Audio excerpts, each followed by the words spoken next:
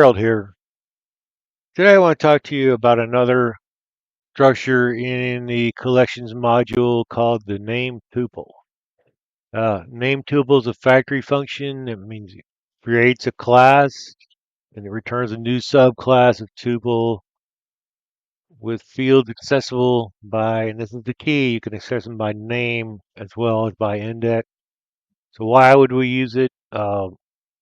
Clear self-documenting code, lighter and faster than a full class. It's immutable like a regular tuple, and it does support tuple unpacking. Get started. Let me zoom a little.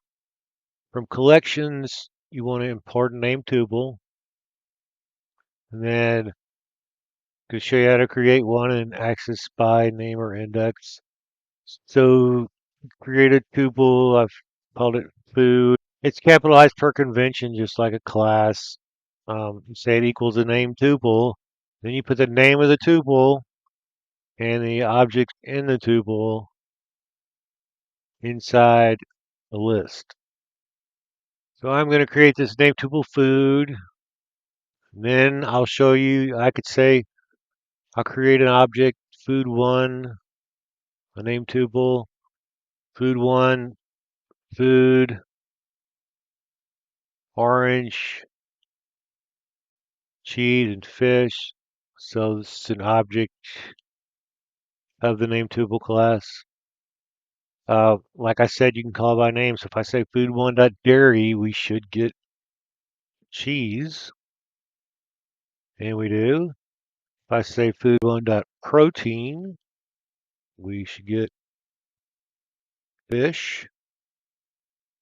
And we can also access by index. So if I say food 10, we should get orange.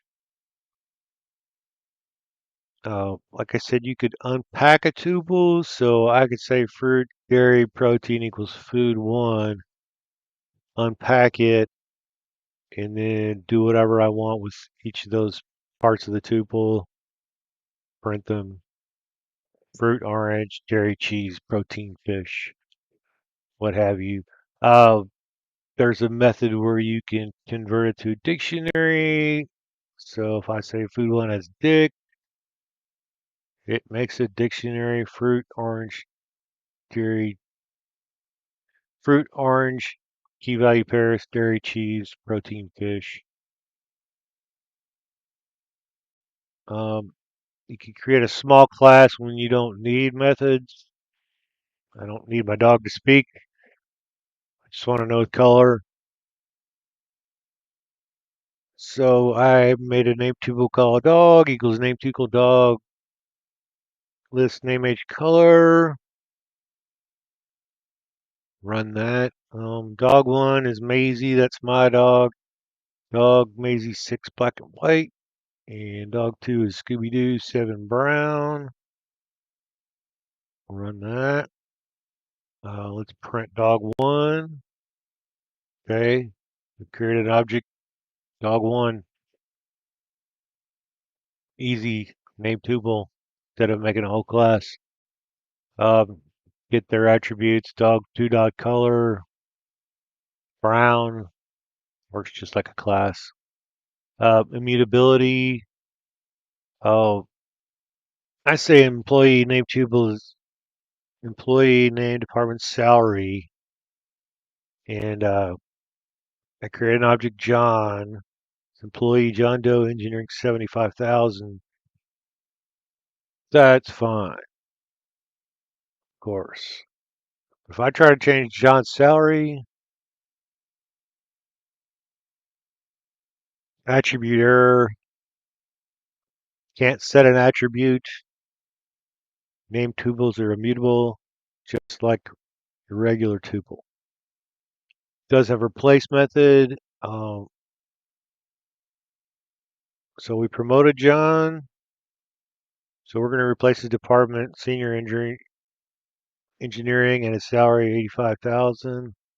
I do have to create a new object though. So original John and then promoted John. There's a fields attribute, and I'll just show you what that does. Just prints out the fields in your name tuple. Uh, you could create an object from an iterable. So if I want an employee data, James Smith Marketing 65,000 in a list, and then I say employee data underscore make employee data, that will create Jane. Uh, let's go through another example real quick. So you see, then I'll let you do the other examples and exercises on your own. So, for example, student record. We imported a name tuple. We created a student name tuple with name, age, grade, and student ID. Created two instances, one for Alice, one for Bob of the class student. Filled in all their information. Then we can access them by name, so we can print Alice.name, Alice.grade. Or we can print by index, Alice 0, Alice 1. Or we can all unpack the whole thing and make an F string with it. So let's run that. Student Alice Johnson, grade A. Student Alice Johnson, age 16, name or index. And Alice Johnson is 16 years old. An example of unpacking. I'll let you guys look at I'm going to put this in a GitHub repo, and I'll let you guys look at the second example. And if you're interested, there's some more complicated exercises down below also. Uh, if you really want to get into it. But in summary, it creates tuple subclasses with name fields. It's immutable. It's just like creating a small class to use when you don't need any methods and you want to access things by name. So that's all I've got on name tuple. Hope you liked it. If you do, please like it, subscribe, and I'll see you next time. Thanks, everybody.